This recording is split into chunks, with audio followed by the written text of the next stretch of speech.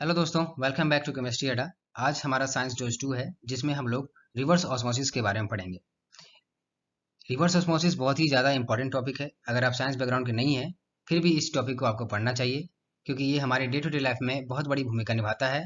आने वाले समय में ये बहुत बड़े अलग अलग क्षेत्रों में अभी भी ये अपनी इंपॉर्टेंस को रखता है, और आने वाले समय में और ज़्यादा इंपॉर्टेंस ये रखेगा, क्योंकि इसके बिना, चूंकि वाटर स्कार्सिटी होने वाली है, तो इसके बिना हम लोग वेस्ट वाटर को या फिर सी वाटर को प्यूरिफाई नहीं कर पाएंगे और पानी की एबिलिटी को कंफर्म नहीं कर पाएंगे।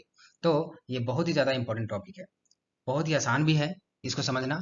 तो इसमें कोई बड़ा चीज़ नहीं है, हमें साइंस नहीं चाहिए बड़ा सा इसको समझने के लिए। छोटे शब्दों में, आसान शब्दों में सीखेंगे। लेकिन रिवर्स ऑस्मोसिस को समझने से पहले तो मुझे ऑस्मोसिस समझना पड़ेगा। और चूंकि नाम से पता चल रहा है कि रिवर्स ऑस्मोसिस मतलब ऑस्मोसिस को रिवर्स कर देना, अर्थात ऑस्मोसिस एक रिवर्सिबल प्रक्रिया होगी, तभी तो इसको हम रिवर्स कर पा रहे हैं। तो इस इन सारी चीज़ों को हम लोग नेक्स्ट सीखेंगे। बट उससे भी पहले हमें सीखना पड़ेगा सेमी परमेबल मेम्ब्रेन होता क्या है और वो कैसे काम करता है, क्योंकि चाहे आप ऑस्मोसिस पढ़े, चाहे आप रिवर्स ऑस्मोसिस पढ़े, दोनों में ही एसपीएम का काम है, यानी कि सेमी परमेबल मेम्ब्रेन का काम है। तो आइए आज हम लोग इसको एसपीएम के ऊपर डेडिकेट करते हैं। एसपीएम क्या है, कैसे काम करता है, किस चीज़ से बनता है, उस चीज़ को समझ लेंगे।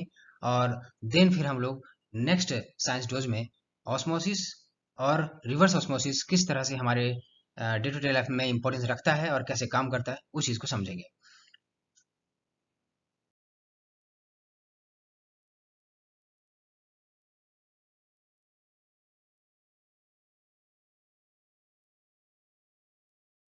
तो दोस्तों, एसपीएम जैसे कि अपने नाम से अपने फंक्शंस को इंडिकेट कर रहा है। सेमी परमिएबल मेम्ब्रेन, सेमी का मतलब आधा, परमिएबल दो वर्ड से मिलकर बना है, परमिट प्लस एबिलिटी, अर्थात एक ऐसा मेम्ब्रेन, एक ऐसा छन्ना पत्र जो कुछ सेलेक्टेड या आधे अधूरे पार्टिकल्स को, जनरली सॉलिड पार्टिकल्स को अपने में से परमिट होने की एबिलिटी देता है। एक ऐसा मेम्ब्रेन जो सेलेक्टेड पार्टिकल्स को ही अपने में से अंदर आने जाने की एबिलिटी देता है, उसे ही हम लोग एसपीएम के नाम से जानते हैं। तो ये कैसे कर पाता है उस चीज़ को हम लोग देखेंगे, इसके मैकेनिज्म को समझेंगे। तो अगर हमारे पास कोई रॉ वाटर है, एक गंदा पानी है जिसमें बहुत सारी इम्प्योरिटीज़ हैं, उसमें सस्पेंडेड सॉलिड्स हैं, डिजॉल्व सॉलिड्स हैं, कुछ माइक्रो ऑर्गेनिजम्स हैं, तो अगर उन्हें हमें साफ करना है तो कैसे करेंगे दोस्तों? तो इस एसपीएम का हम लोग इस्तेमाल कर सकते हैं। और जो प्रोसेस होगा उसे हम लोग ऑस्मोसिस कहेंगे, जो कि हम लोग नेक्स्ट जो साइंस डोज है उसमें सीखेंगे। बट अभी जो हमें सीखना है बेसिकली एसपीएम के बारे में सीखना है कि ये कैसे सिर्फ पानी को ही अपने में से जाने देगा, सिर्फ वाटर को ही, यानी कि सॉल्वेंट को ही अपने में से जाने देगा, और सोल्यूट इससे पास नहीं हो पाएंगे। सोल्यूट अगर बात करें, सोल्यूट में क्या क्या आ गया दोस्तों? जो भी डिजॉल्व सॉलिड्स हैं, सस्पेंडेड सॉलिड्स हैं, जैसे कि iron, calcium, magnesium, chlorine, sulphate, chloride, sulphate etcetera, ये सारे को पास होने नहीं देगा। सारे के सारे ये सॉल्यूट पार्टिकल्स हैं, तो ये इनसे पास नहीं होंगी। कैसे नहीं होंगी, क्या कारण है कि नहीं पास हो रहा है, सिर्फ पानी ही पास हो रहा है, इसके पीछे हम लोग समझते हैं। तो दोस्तों, अगर हमें एसपीएम बनाना है, लैब में एसपीएम बनाना है, तो कैसे बनाएंगे? लैब में एसपीएम बनाना है, लेबोरेटरी में सिंथेसाइज करना है, तो कैसे बनाते हैं? तो आजकल हमारे पास दोस्तों एरोमेटिक पॉलीएमाइड स्किन लेयर आता है, जिसके ऊपर बहुत छोटे छोटे पोरस सब लेयर होते हैं, जिनकी साइज 1 नैनोमीटर से भी कम होती है। ये एसपीएम का जैसा काम करते हैं। ये हमारा एक dense aromatic polyamide skin layer है, जिसके ऊपर छोटे छोटे पोरस सब लेयर हैं, जिनकी साइज 1 नैनोमीटर से भी कम है। और पूरे अगर डेंस लेयर की बात करें, उसकी थिकनेस की बात करें, तो वो 30 से लेकर के 100 नैनोमीटर के आसपास है। और ये जो पोर्स हैं उनकी अगर थिकनेस की बात करें, तो वह 1 नैनोमीटर से भी कम साइज के भी देखने को मिलते हैं। और यही वजह है कि जिस भी पार्टिकल का साइज अगर 1 नैनोमीटर के बराबर हो या उससे कम हो, वही इस मेम्ब्रेन से पास हो सकता है। जैसे कि मैंने भी कहा भी आपको कि पानी सिर्फ पास हो सकता है, बाकी दूसरे जो सॉलिड पार्टिकल्स हैं वो पास नहीं होते हैं, क्योंकि उनकी साइज इस 1 नैनोमीटर से ज़्यादा होती है। इसलिए तो वो सस्पेंडेड हैं या फिर डिजॉल्व स्टेट में हैं, घुले हुए हैं। तो उनको अगर हटाना हो, तो हमारे पास एसपीएम है। एसपीएम से अगर पास कराएंगे उस पानी को, तो सिर्फ पानी ही अंदर जाएगा, बाकी चीजें उस जो मेम्ब्रेन है उसके ऊपर आके बैठ जाएंगी।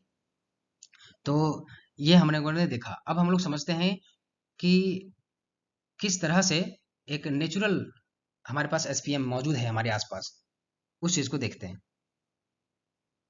तो नेक्स्ट हमारे पास है दोस्तों नेचुरल। तो नेचुरल जो हमारे पास एसपीएम देखने को मिलेगा दोस्तों, वह देखने को मिलेगा सेल वॉल में। सेल वॉल जो हमारा होता है दोस्तों, वो सेलुलोज से मिलकर बना होता है। तो सेलुलोज भी हमारा क्या करता है, एक एसपीएम के जैसा काम करता है। इस चीज को हमेशा याद रखेंगे आप। हमारे एनिमल सेल में, प्लांट सेल में क्या होता है कि सेल वाल होता है, और सेल वाल जो है उस सेलुलोज से मिलकर बना होता है। और हमारे सेल में भी सेलुलोज का जो आउटर कवरिंग है वो भी देखने को मिलता है।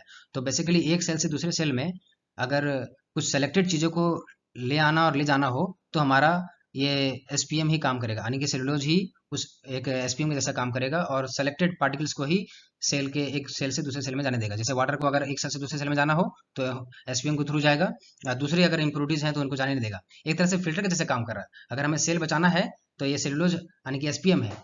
क्योंकि अगर गंदगी अगर हमारे सेल के अंदर चली गई, कोई छानने वाला बाहर में नहीं रहा, तो सभी तरह की चीजें अंदर सेल के अंदर घुस जाएंगी। इसलिए ये जरूरी है कि हमारे सेल के ऊपर भी एसपीएम हो, जो कि सिलेक्टेड पार्टिकल्स को ही अंदर जाने दे, बाकी चीजों को छोड़ दे। क्योंकि अगर पानी के साथ अगर पानी पी रहे हैं तो उसके साथ बहुत सारी इंप्योरिटीज हैं और भी चीजें हैं, अगर वो सेल के अंदर चली गई तो हमारा सेल डैमेज हो जाएगा। इसलिए बहुत ही जरूरी है। दूसरी जो अगर एसपीएम की बात करें दोस्तों, तो वो सेलुलोज के डेरिवेटिव से ही मिलकर बनती है, जो कि सेलुलोज के एसपीएम से काफी बेहतर होती है। सेलुलोज वाला जो एसपीएम हमारा है दोस्तों, वो ससेप्टेबल है बहुत सारे सर्टेन केमिकल्स, थर्मल और बायोलॉजिकल कंडीशन से, वो डैमेज हो सकता है। बट अगर सेलुलोज डेरिवेटिव एसपीएम की बात करें तो वो सेलुलोज वाले एसपीएम से काफी ज्यादा बेटर है, क्योंकि उसमें फॉल करने की टेंडेंसी, दुर्गंध नहीं वगैरह आता है, चौक नहीं होता जल्दी वो, और क्लोरीन रेजिस्टेंस होता है। अगर अधिक मात्रा में क्लोरीन जनरली पास करा रहे हैं, क्योंकि जनरली अगर हमें पानी में माइक्रो ऑर्गेनिजम्स को डिस्ट्रॉय करना है तो हम लोग क्लोरीन उसमें डोज करते हैं। तो क्लोरीन जितना मात्रा में दे रहे हैं, अगर अधिक मात्रा में दे रहे हैं सपोज, तो वो जितनी मात्रा में माइक्रो ऑर्गेनिजम्स को मारना है वो मार देगा। बाकी कुछ क्लोरीन हमारे वाटर में भी रह जाता है, जिसे हम लोग एफआरसी के नाम से जानते हैं, एफआरसी, फ्री रेसिडुअल क्लोरीन। अगर पानी में क्लोरीन की मात्रा अधिक है अर्थात एफआरसी अधिक है, तो उस केस में हमारा जो सेलुलोज डेरिवेटिव जो एसपीएम है वो उसको झेल सकता है। ऐसा नहीं कि नहीं झेल सकता, हाँ, हालांकि वो अपने जीवन काल तक नहीं झेल सकता, क्योंकि हर मेम्ब्रेन का एक लाइफ होता है, और आप उस मेम्ब्रेन से जिंदगी भर काम नहीं ले सकते हैं। वो एक समय ऐसा आएगा कि मेम्ब्रेन हमारा चौक हो जाएगा, खराब हो जाएगा, फिर उसकी इफेक्टिवनेस खत्म हो जाती है, और उसकी लोअर कॉस्ट भी होती है हमारे जो जितने भी सेलुलोज डेरिवेटिव है। लेकिन अगर इन सबसे भी बेहतर अगर बात करें कि इन सबसे भी बेहतर क्या है, तो वो है हमारा artificial SPM, semi permeable membrane. Artificial जो हमारा एसपीएम है वह है एरोमेटिक पॉलीएमाइड, जो कि जिसके पास बेटर केमिकल, थर्मल और बायोलॉजिकल स्टेबिलिटी होती है। लेकिन एक इसमें डिसएडवांटेज है कि ये क्लोरीन से बहुत ही जल्दी अफेक्ट होता है। क्लोरीन अगर इसके प्रेजेंस में आया तो वो डिग्रेड होना शुरू हो जाता है और उसकी लाइफ खत्म हो जाती है जल्दी। इसलिए अगर हम अगर आर्टिफिशियल एसपीएम का इस्तेमाल कर रहे हैं तो हमें इंश्योर करना पड़ता है कि जो हम लोग पानी फिल्टर करने के लिए, साफ करने के लिए इस्तेमाल कर रहे हैं, उस पानी में क्लोरीन की मात्रा कम हो। इस बात का हमें ध्यान देना पड़ेगा। तो ये दोस्तों, ये हमारा अरेंजमेंट है। बहुत अलग अलग लेयर है हमारे पास एसपीएम के, एक लेयर के ऊपर दूसरा लेयर, तीसरा लेयर, इस तरह से लेयर होती हैं, और उसका अलग अलग अरेंजमेंट किया जाता है। और इसके ऊपर से अगर फील्ड सॉल्यूशन डालते हैं तो हमारे पास बाहर से परमिएटेड साफ पानी बाहर निकलता है और बाकी रिजेक्ट नीचे से निकल जाता है। अब हम लोग नेक्स्ट समझते हैं दोस्तों कि कैसे एसपीएम ये काम कर रहा है, कैसे वो सिर्फ पानी को ही अपने अंदर से जाने दे रहा है, बाकी चीजों को जाने नहीं दे रहा है। तो अगला जो स्लाइड है हमारा इसी के ऊपर है कि कैसे वो ये सारा काम कर रहा है। तो दोस्तों, अब हम लोग समझते हैं कि कैसे एक एसपीएम काम करता है। तो जैसे कि मैंने कहा कि एसपीएम के सरफेस के ऊपर बहुत छोटे छोटे पोर्स होते हैं दोस्तों, जिनकी साइज 1 नैनोमीटर से भी कम होती है। तो 1 नैनोमीटर से जो भी कम साइज का पार्टिकल होगा वो जाएगा अंदर, वरना नहीं जाएगा। तो इसके दो मैकेनिज्म है, एसपीएम के काम करने के दो मैकेनिज्म। पहला है एक मैकेनिकल फिल्टर के जैसा, मैकेनिकल फिल्टर प्रिंसिपल, और दूसरा है electro repulsive force at atomic level. तो पहला में जो मैकेनिज्म है वो कहता है कि जो बड़ा साइज का पार्टिकल होगा, अगर हमारे पास रॉ वाटर है जिसमें बहुत सारी गंदगी है, इम्प्योरिटीज है, कुछ घुले हुए हैं, कुछ सस्पेंडेड हैं, और कुछ हमारे पास माइक्रो ऑर्गेनिजम्स भी हैं, तो वो क्या करते हैं दोस्तों, इस एसपीएम, ये हमारा एसपीएम है जिसमें छोटे छोटे छिद्र हैं, देख सकते हैं आप, छोटे छोटे छिद्र हैं, उनकी साइज जो है 1 नैनोमीटर से कम है। तो अगर इस पानी में जो कि जनरली वाटर है, उसकी साइज 1 नैनोमीटर से कम होती है, तो वो क्या करेगा, उसके मॉलिक्यूल्स इससे पास हो जा रहे हैं, और बाकी जो बड़े बड़े सस्पेंडेड पार्टिकल्स हैं, इम्प्योरिटीज हैं, वो यहीं पे रुक जाएंगे और इसके अंदर नहीं जा पाएंगे। तो पहला प्रिंसिपल ये हो गया कि ये मैकेनिकल फिल्टर के जैसा काम कर रहा है। ये जो हमारा एसपीएम है वो मैकेनिकली फिल्टर कर दे रहा है, जो बड़े साइज के हैं उसको हटा दे रहा है, जो छोटे साइज के हैं 1 नैनोमीटर से कम उनको अंदर जाने दे रहा है। हालांकि कुछ मात्रा में माइक्रो ऑर्गेनिज्म भी अंदर आ जाएंगे, क्योंकि उनकी साइज तो बहुत ही छोटी होती है, वो अंदर आ ही जाते हैं। बट उनको अगर मारना है तो हम लोग क्लोरीन डोज कर देते हैं ताकि वो माइक्रो ऑर्गेनिज्म मर जाते हैं। तो जो साफ पानी निकला उसे परमिएट कहते हैं। इस बात का आप ध्यान रखेंगे, एग्जाम में ये कभी कभी पूछ देता है कि जो एसपीएम से पास होकर बाहर निकला साफ पानी उसे परमिएट कहेंगे। और फीड वाटर हमारा जो गंदगी रहेगी वो इधर ही रह जाएगी, एसपीएम के सरफेस के ऊपर रह जाएगी। दूसरा जो इसका मैकेनिज्म है वो है दोस्तों electro repulsive force at atomic level. Atomic level पे दोस्तों जो हमारे छोटे छोटे स्मॉल आयनिक एटम्स हैं वो एक दूसरे को रिपेल करेंगे और वो उस मेम्ब्रेन से पास नहीं हो पाएंगे। तो एक तरह से क्या हुआ कि एक गुड फिल्टरिंग मीडिया के जैसा हमारा एसपीएम काम करता है। तो ये जो सॉल्वेंट पार्टिकल्स का मूवमेंट हो रहा है इसे इसे ही हम लोग ऑस्मोसिस के रूप में जानते हैं। हालांकि ऑस्मोसिस को नेक्स्ट लेक्चर में हम लोग अच्छे से समझेंगे। तो इस लेक्चर में अभी तक हम लोगों ने ये देख लिया कि एसपीएम किस चीज़ से मिलके बन रहा है और किस तरह से हम लोग लैब में बना सकते हैं, और हमारे पास नेचुरली अवेलेबल क्या क्या एसपीएम है, हमारे बॉडी में है क्या नहीं है। फिर हम लोग देखा कि कैसे वो काम करता है। तो इन सारी चीज़ों को हम लोग देखा। फिर हम लोगों ने एफआरसी के कंसेप्ट को सीखा। इसलिए जो क्लोरीन है उसकी क्या इंपॉर्टेंस है और कितना लिमिट में रखना है, इस चीज़ को भी हमें ध्यान देना है।